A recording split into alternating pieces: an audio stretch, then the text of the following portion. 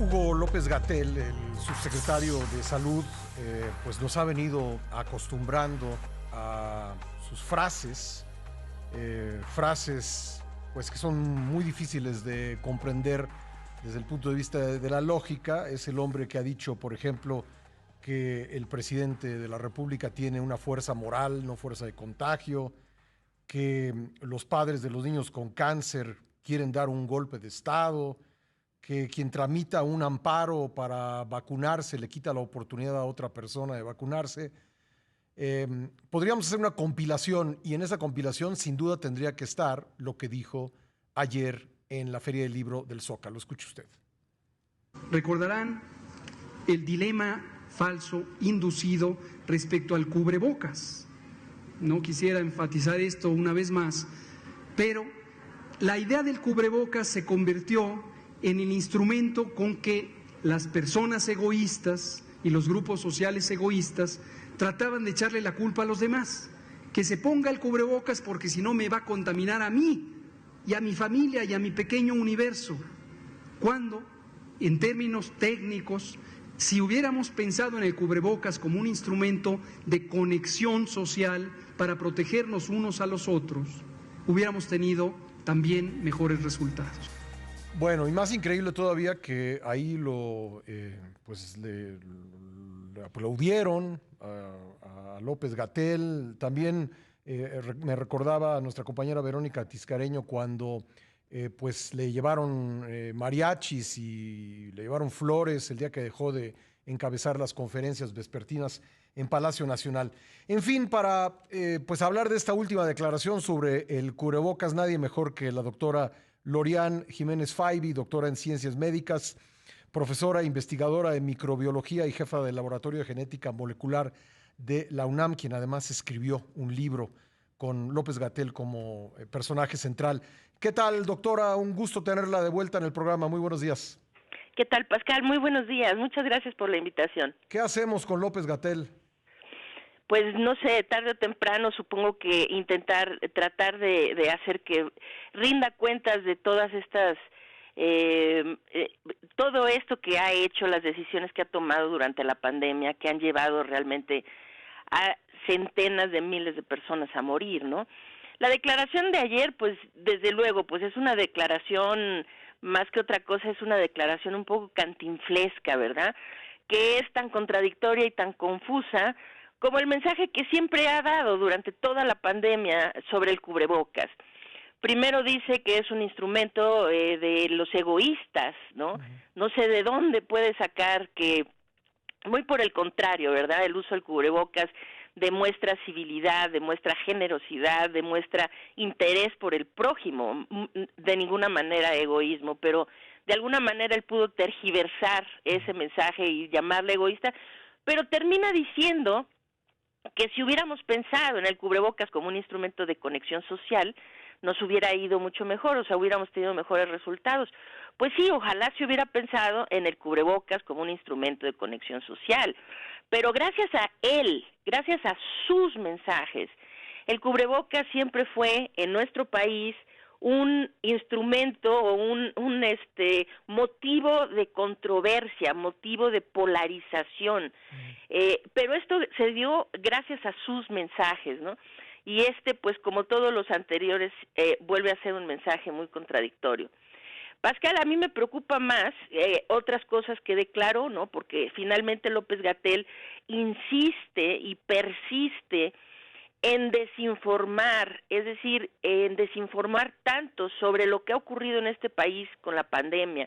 Además de lo del cubrebocas, él vuelve a reafirmar en el mismo foro, en esa Feria del Libro, vuelve a reafirmar que si aquí en México somos uno de los países que ha tenido más muertes por COVID-19, ha sido gracias a que aquí éramos una población con muchas enfermedades preexistentes, a volver a hacer esto que hace muy hábilmente el presidente todos los días, de echar la culpa siempre a los gobiernos anteriores, ¿no? Teníamos un sistema de salud debilitado, es decir, finalmente es culpa de todos, menos de quienes tomaron las decisiones, ¿no? Y creo que esto es muy grave, tarde o temprano, ojalá que seamos un país suficientemente fuerte para y en donde rijan las leyes, se acaten, ¿no? la ley suficientemente bien para tratar de traer a rendición de cuentas a quienes han sido responsables de tantas muertes durante la pandemia. Pues sí, hay países donde por lo pronto ya perdieron su posición, pues muchos funcionarios que hacían cosas como las que ha hecho él, como irse de vacaciones en plena pandemia, como pasearse por la ciudad sin cubrebocas. Y yo creo que le falta honestidad a López-Gatell al hablar del cubrebocas porque todo mundo sabe, ha sido evidente que él no lo ha utilizado, no ha aconsejado su uso por la sencilla razón de que al presidente no le gusta el cubrebocas, por las razones que sea, pero esa es la razón por la que López-Gatell nunca aconsejó y más bien desaconsejó el uso del cubrebocas, doctora. Así es, lo desaconsejó durante más de un año, ¿no? Y ahora nos quiere venir a hablar de cómo hubiera sido mejor conectarnos socialmente a través de su uso. Sí, es muy difícil, así como el cubrebocas, muchas otras cosas, ¿no? Ahora se están dando mensajes similares en términos de la vacunación de los menores de edad. El presidente, por alguna razón que desde luego no tiene nada que ver con la evidencia científica, prefiere que los menores de edad no sean vacunados, y López-Gatell hace lo mismo que hizo con el cubrebocas, ir en contra de la ciencia, en contra de la evidencia científica, en contra de su propia profesión como médico, ¿verdad? Y desaconseja la protección inmunológica de los menores de edad solamente por darle gusto al presidente, así como lo hizo con el uso del cubrebocas, desde luego.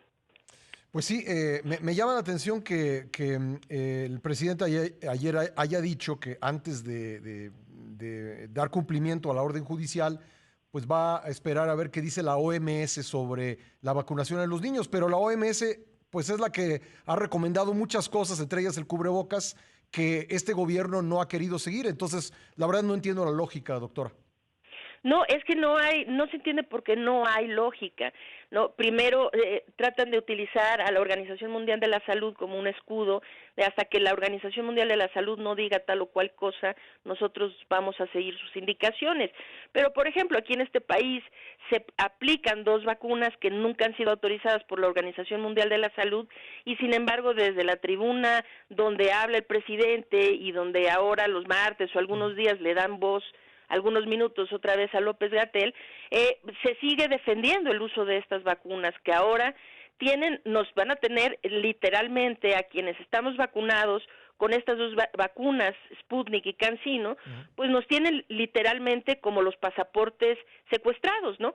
Somos personas que ya no vamos a poder nunca viajar, ¿no? O no sé durante cuánto tiempo, gracias a que se aplican estas vacunas que no están aprobadas por la Organización Mundial de la Salud de nuestro país.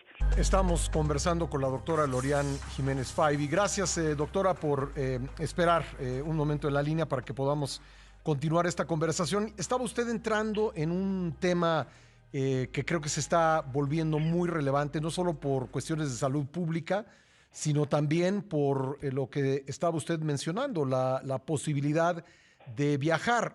Anunció hace unos momentos el canciller Ebrard que la frontera terrestre se reabre el 8 de noviembre, la frontera con Estados Unidos, y que pues para poder cruzarla, pues va a haber que estar vacunado, mostrar la prueba de la vacunación y que sea una de las vacunas autorizadas por la Organización Mundial de la Salud, entre las cuales, ya lo decía usted, pues está entre las cuales no está la Sputnik V y la CanSino. Y yo quisiera agregar también, y ayer presentó en las páginas de Excelsior un buen reportaje al respecto nuestra compañera Claudia Solera, muchos mexicanos están teniendo problemas para descargar su código QR que muestra que fueron vacunados. ¿Qué hacer ante estas 2 circunstancias, doctora? Pues yo creo que es un tema que se va a tener que tratar muy a fondo, ¿no? En este momento hay padres de muchos jóvenes, adolescentes y menores de edad que están buscando amparos. No sé qué es lo que va a pasar, pero es un tema que sin duda necesitamos tratar, porque quienes están vacunados con estas vacunas, pues literalmente se les ha obligado a tener, vamos a decir, su posibilidad de tránsito fuera del país acaba de ser abolida, ¿no? Entiendo que es su caso, porque así entendí que me lo dijo usted, no se lo Sí, pregunté. claro, ¿Sí? yo recibí por parte soy desde luego profesora de la UNAM, y por parte de la UNAM yo me registré para recibir la vacuna de CanSino. Recibí la vacuna de CanSino y esto, vamos a decir, yo no puedo viajar a Estados Unidos, no, esto me impide ir a Europa. Y entonces, pues, esto también se vuelve un problema, pues, de libertades, individuales, ¿no?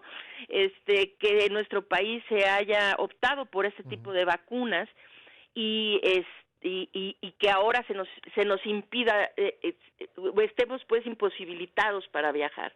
Y además mencionaba Claudia Solera en su reportaje que hay personas a las que le están negando tratamientos en hospitales públicos porque no tienen la prueba de la vacuna, y esto ocurre porque si bien están vacunados, están teniendo mucha dificultad, y estamos hablando pues de mucha gente, porque aquí me llegan mensajes a través de redes sociales de muchas personas que no pueden descargar este código QR, así que el problema va más allá incluso de la libertad de tránsito al extranjero, está siendo un obstáculo para tener tratamientos de salud. Sí, correcto.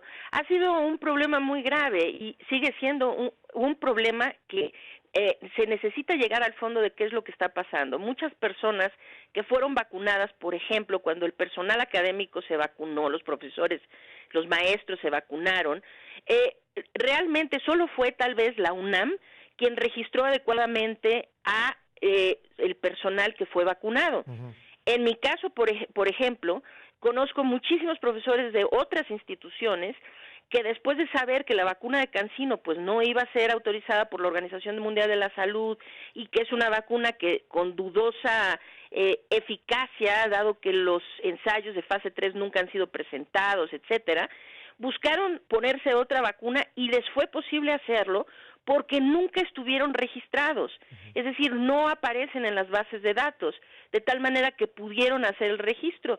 Yo con toda honestidad procuré hacer lo mismo, pero la UNAM sí fue diligente, supongo, en la forma como registró a sus profesores, y yo sí me encuentro registrada de haber recibido la vacuna de CanSino, de ahí pero es un problema muy serio porque muchos sí pudieron hacerlo, lo cual pues alegra, pero esto refleja un problema muy importante en el registro de vacunación de una proporción importante de la población. No tengo el dato a la mano y le pido al equipo que me ayude con esto, a lo mejor usted sí lo sabe. Doctora, ¿cuántos recibieron la vacuna Sputnik V o CanSino? Entiendo que son 17 millones, a ver si nos ayudan ahí en el equipo a aclararlo, pero en todo caso son muchos millones de personas. Son millones de personas, sí. Bueno, de acuerdo con lo que publica la Secretaría de Relaciones Exteriores a través de Marcelo Ebrard, se dice que se han recibido más de 9 millones de vacunas de CanSino. Ajá. Y alrededor, como 9.050.000 más o menos, ¿sí? Y 8.985.000. Pues tenía yo bien el dato, sí, como 17 en total, ¿no? Como 17 en total. Aquí la situación es que CanSino es una sola dosis, de tal manera que si todas esas se han aplicado, pues son 9 millones de personas vacunadas con esa vacuna, sí. Y de Sputnik serían alrededor de 4.5 millones de personas vacunadas con Sputnik, pero pues sí, es un problema realmente muy serio, tanto la forma de llevar los datos de vacunación, los registros, la obtención de los certificados, y esta situación que pues va a perdurar, que es la falta de de reconocimiento de algunas de estas vacunas que se aplican en México en el extranjero. Bueno, pues sí es un problema serio, los dos puntos que hemos abordado, además, por supuesto, de su evaluación de este último dicho de López-Gatell, pero creo que más importante, tenía usted razón cuando lo decía, el hecho de que haya pues 13 millones de mexicanos, digamos en números redondos, que tienen una vacuna, tienen el esquema completo de una vacuna que no les va a funcionar para viajar al extranjero, o bien tienen problemas para descargar el código QR, pues estas son situaciones que sin duda tendría que atender lo más pronto posible la autoridad. Siempre un gusto escucharla, doctora. Y un gusto estar en su programa, como siempre, Pascal. Muy buenos días. Gracias, la doctora Lorian Jiménez Faibi, doctora en Ciencias Médicas, profesora e investigadora en microbiología y jefa del Laboratorio de Genética Molecular de la UNAM, con quien hemos venido hablando desde hace muchos meses, desde el inicio de la pandemia.